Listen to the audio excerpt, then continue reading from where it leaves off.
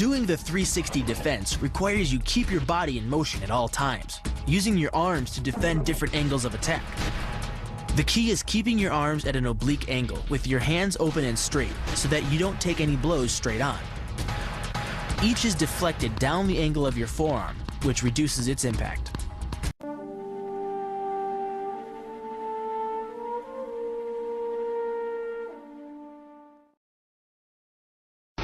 The kick's power comes from the torque generated by the rotation of the hips. It's the same principle that cracks a whip.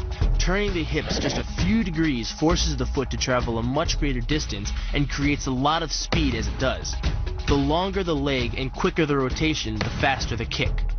And unlike karate, Muay Thai fighters are also taught to strike with the hard bone of the shin. A Muay Thai kick can generate roughly the same force as a baseball bat, enough to crack a rib or a leg.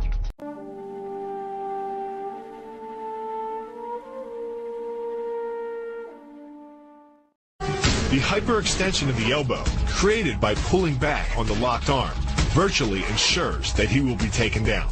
The knee strike to the wrist dislodges the knife and further loads the elbow and shoulder. The technique can easily result in damage to the elbow joint, the tendons of the rotator cuff, or even a broken arm.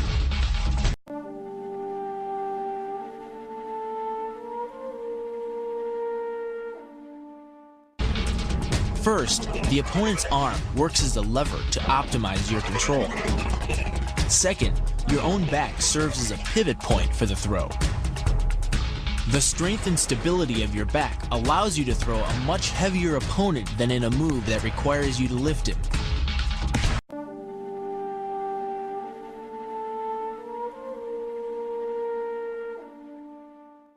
This kick is all about speed. The further the foot travels, the greater its acceleration, and the more dangerous a weapon it becomes. Powered by the muscles of the hip flexor and the quadriceps, by the time your foot reaches your opponent's throat, it's traveling nearly 40 miles per hour. That type of speed yields over 1,000 pounds of force, enough to puncture the Adam's apple and crush your windpipe.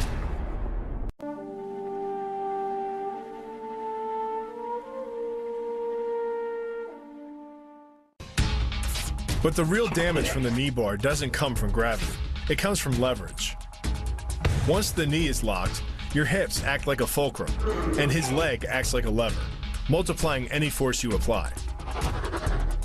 So even though the ligaments and tendons around the knee can sustain 1,700 newtons of force, the knee bar can load a lot more than that, enough to completely destroy the joint.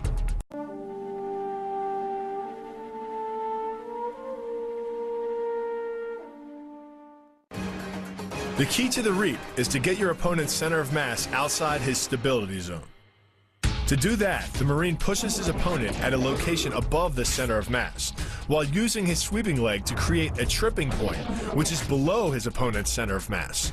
Once the loss of stability has occurred, gravity does the work, and the damage. On the ground and on his back, your opponent is now vulnerable to any number of finishing strikes.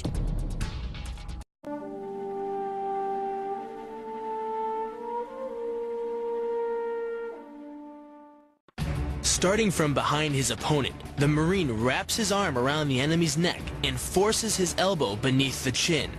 Clasping his hands behind the enemy's head, the Marine applies pressure in a vice-like movement of the forearm and bicep. Working much like a nutcracker, your forearm and biceps apply pressure to your opponent's carotid arteries. Located on either side of the trachea, these two arteries are the only way to get blood to the brain.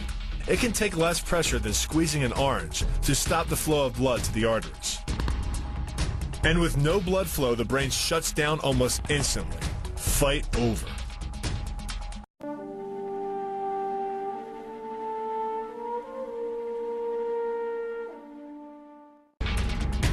It's aimed at the largest gland in the human body, the liver.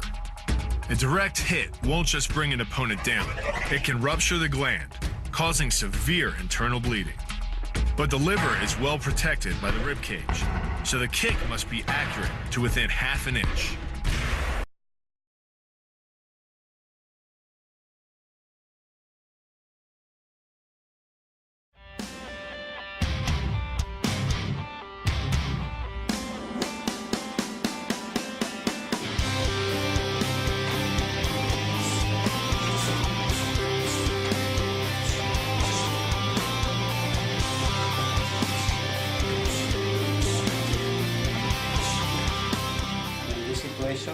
create like a discussion with the partner.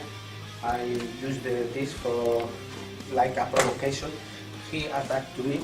I use the same moment for manipulation. How catch the leg, how manipulation now the body like a shield, counter the wall, control the wall, in the same moment control all the area, catch the leg, and broke the leg.